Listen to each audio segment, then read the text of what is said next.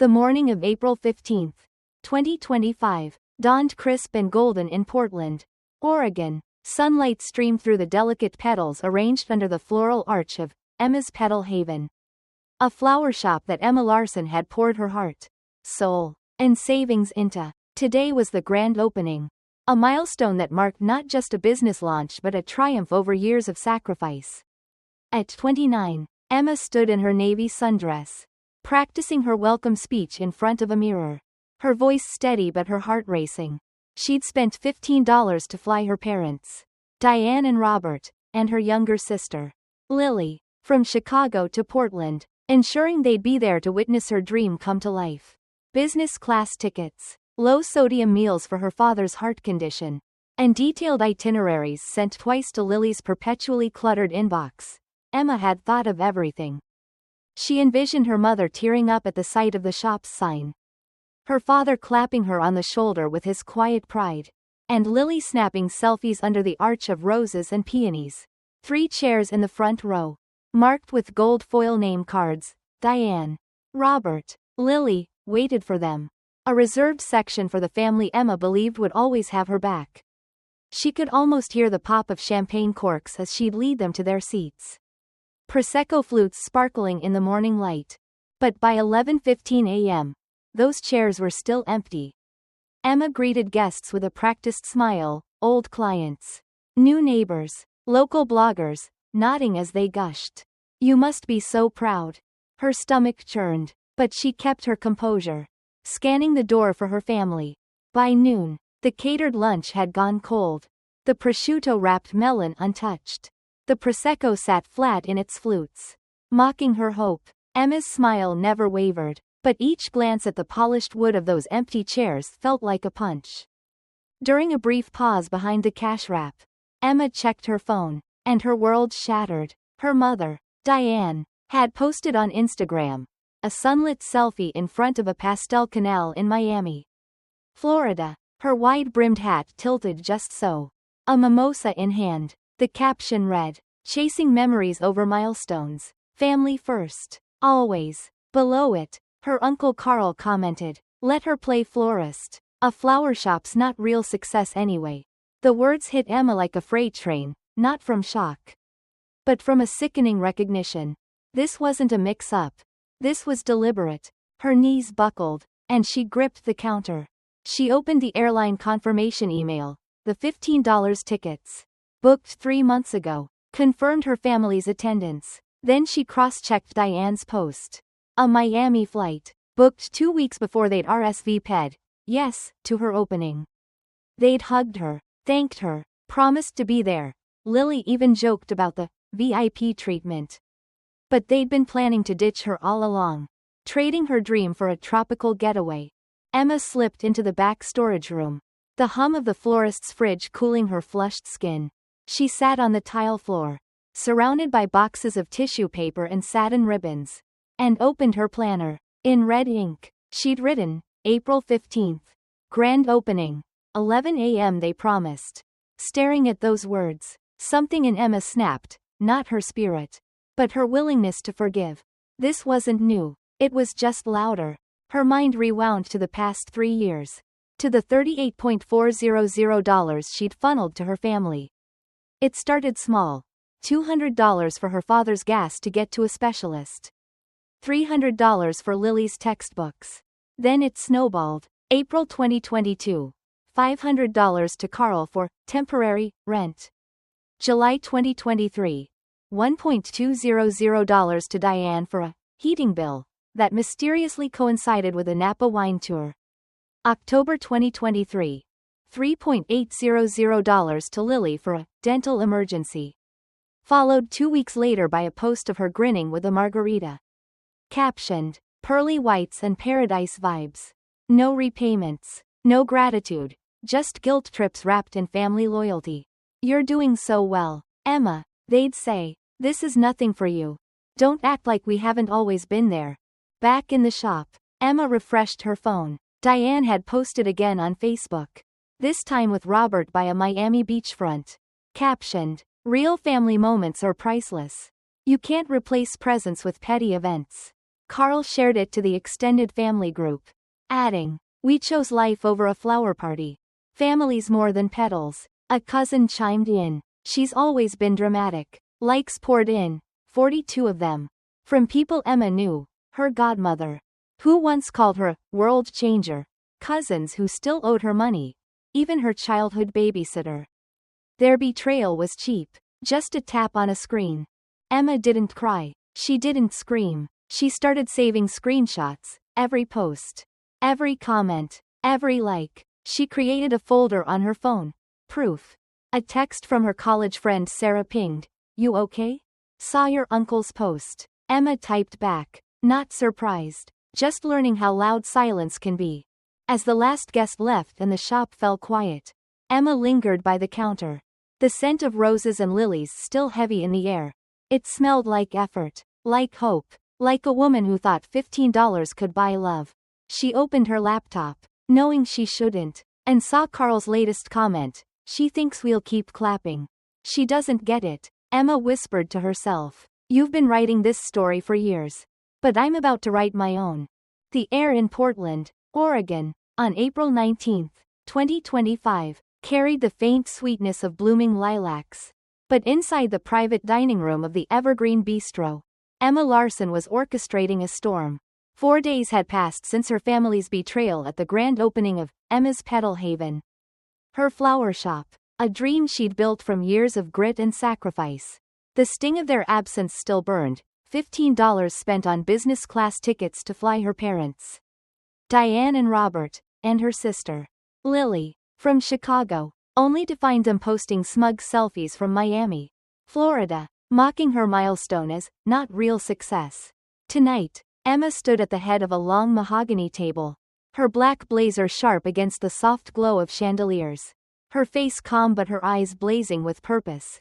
This wasn't the celebratory family dinner she'd booked weeks ago, when hope still clouded her judgment. This was a reckoning. The table was a study in precision, crisp white linens, crystal glassware glinting under warm light, and name cards etched in gold foil, Diane, Robert, Lily, Carl, each placed with the care of a chess master setting a trap. At every seat sat a sleek black folder, unassuming but heavy with truth. Behind Emma, a projector hummed, its blank screen a canvas for the confrontation to come. She'd uncovered their premeditated betrayal. Flight records showed they'd booked Miami 2 weeks before RSVPing, yes, to her opening. Their hugs and promises nothing but a performance. Worse, they'd bled her dry for years, pocketing $38,400 in loans for rent, bills, and fabricated emergencies, all while wielding guilt like a weapon. Their social media posts, dripping with sanctimonious captions and endorsed by relatives' likes, had turned her heartbreak into a public spectacle. But Emma wasn't here to beg for apologies. She was here to rewrite the story. Diane arrived first, her pearls catching the light, her Chanel perfume sharp as her smile. "Oh, Emma, look at you, all businesswoman," she cooed, leaning in for a cheek kiss as if Miami hadn't happened. Lily sauntered in next, her beach-tanned skin glowing, her laughter loud as she recounted a Miami bartender's bad pickup line. Carl, her uncle, followed, his collared shirt slightly rumpled from a red-eye flight, chuckling about overpriced mojitos. Robert, ever the silent enabler, shuffled in last, avoiding Emma's gaze. None of them noticed the projector or the folders. They settled into their seats, their chatter filling the room like static, stories of South Beach sunsets, complaints about airport security, oblivious to the tension coiling around them. Emma poured herself a glass of water, her movements slow, deliberate. She let them talk, let them sink deeper into their comfort. Then she stood, her heels clicking softly on the hardwood floor. "Thank you for coming," she said, her voice smooth as polished stone. "I know it's been eventful." Diane raised her wine glass, her smile practiced. "We're just glad to be together. Honey, family, you know?" Emma's lips twitched, a smile that didn't reach her eyes. She clicked the remote in her hand. The projector flickered to life, and the room went still. The screen glowed with a timeline, stark and unforgiving. Bank transfers flashed in bold, April 2022. $500 to Carl. Rent assistance. July 2023. $1.200 to Diane. Heating bill. October 2023. $3.800 to Lily. Dental emergency. Each entry was paired with evidence that cut like a blade. Lily's Instagram post. 2 weeks after her emergency. Grinning with a margarita in Aruba. Captioned, pearly whites and paradise vibes. Diane's overdue heating bill matched to a selfie at a Napa Valley wine tasting. Her glass raised to the camera. The Miami posts came next. Their captions about chasing memories and petty events, overlaid with photos of Emma's empty reserved chairs. The gold foil name cards, Diane, Robert, Lily, untouched. Prosecco flutes flat and abandoned. The final slide was a gut punch, an audio clip. Carl's voice crackling through Emma's phone speaker. She thinks we'll keep clapping. Emma's just our retirement plan. Laughter followed, Lily's high-pitched giggle. Robert's low chuckle. Diane's knowing hum. The sound hung in the air like smoke. Diane's wine glass trembled. A faint clink against the table. Lily's mouth opened, her eyes darting to Carl, who sat frozen, his face paling. Robert stared at his plate, his knuckles white around a fork. Emma didn't flinch. I'm not here to argue, she said, her voice steady, cutting through the silence. I'm here to document. You chose Instagram likes in Miami over showing up for me in Portland. You turned my dream into your punchline. She stepped forward, placing a folder beside Diane's glass. Its weight thudding softly. This is your one chance to own it. You traded truth for clout. Do it again, and I stop showing up. She moved down the table, placing a folder at each seat. Her heels a metronome of finality. Inside were copies of everything on the screen, bank statements, screenshots, email RSVPs confirming their attendance, airline receipts for the $15 tickets she'd bought. Emma didn't wait for their excuses. She turned, walked out, and let the door close behind her with a soft click. The night air hit her like a release, cool and sharp, as she stepped onto the Portland sidewalk. She wasn't done. By midnight, Emma sat in her apartment, the city's lights glinting through her window. Her laptop was open, her fingers flying across the keyboard. A year ago, she'd quietly purchased a domain, the price of petals.com. Now, it went live. The website was stark, professional, devastating, a digital archive of her family's betrayal. Pages displayed email RSVPs, time-stamped and polite. Hi. Just finalizing the guest count. Diane, Robert, Lily, you're confirmed for front row. Let me know if you need parking details. Excited to celebrate with you. Diane's reply, with a heart emoji. You're so thoughtful. Emma, we'll be there. Can't wait. Below, screenshots of their Miami posts. Carl's comment calling her shop, not real success, and the audio of his retirement plan remark. A section titled, The Cost listed every dollar she'd given them. $38.400 over 3 years. Each transaction paired with proof of their deceit, Lily's dental emergency, money spent on Aruba. Diane's heating bill, funding Napa. Emma didn't editorialize. The facts were louder than rage. 3 days later, her phone buzzed with a text from Sarah, her college friend. They're saying you're suing them? Attached was a link to a GoFundMe page titled, Help Us Heal from Our Daughter's Betrayal. With a $50 goal. Diane's photo dominated the header. Her arms around Lily, their faces somber, as if they were the victims. The description was a masterclass in manipulation. Our daughter turned her back on us after we supported her dreams. Now she's using her wealth to destroy her family. We just want to heal. Comments flooded in. Money changes people. She needs help, not applause. What a shame. Donors included cousins who'd eaten at Emma's table, neighbors who'd toasted her champagne, even her high school English teacher. Then Emma found a leaked group chat message from Lily. We just need to control the narrative. She'll burn out soon. Emma's blood ran cold, but her resolve burned hotter. She called Jonah, a corporate lawyer friend in Seattle. Draft a takedown, she said, her voice low. Today, back at her laptop, she updated the price of petals.com. Adding the GoFundMe screenshots, Lily's group chat message, and a new tab. There lies. She donated $1 to the GoFundMe, commenting, "Still not a real emergency. Huh? Check the receipts." By sunrise, the site had 250,000 views. Her phone buzzed nonstop. "Friends. Clients. Strangers. You're trending." Sarah texted, "This is wild, but you're unstoppable." A DM from a stranger in Texas read, "My sister did this to me. Thank you for showing us we're not alone." Emma's podcast, True Petals, launched that week. Episode 1, The Price of Family, wove her story with raw, universal truths about boundaries, betrayal, and self-worth. She recorded it in her apartment. Her voice steady but vulnerable, speaking to the mic like it was a friend. "I thought love meant giving everything," she said, "but love doesn't demand your silence. It doesn't mock your dreams. It shows up." The episode clocked 2.3 million streams in days. Its ad revenue, $14.037, funneled into the Walter Larson Creative Futures Fund, a scholarship named for her grandfather, the only family member who'd ever made her feel valued without a price tag. Listeners flooded the comments. "This is my story too. You gave me courage to say no. Keep blooming, Emma." Her family's response was deafening silence. Lily deleted her Instagram. Her grid wiped clean. Diane's last post, a blurry Key West sunset, vanished into the ether. Carl tried a defamation suit, but the judge dismissed it in minutes, ruling them public figures by their own making. Emma severed all ties, closing the joint bank account with Diane, which they'd claimed was for emergencies, but used for luxury spa days. She served Lily an eviction notice for the Portland house Emma owned, legally hers.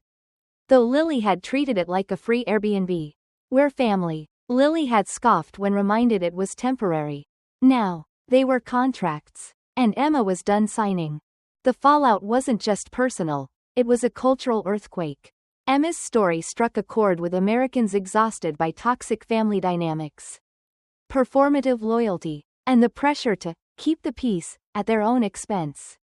ThePriceOfPetals.com became a rallying cry for those who'd been gaslit, guilt-tripped, or discarded. By April 25, an email landed in her inbox, an interview request from the Morning Horizon show, a national syndicated talk show watched by millions.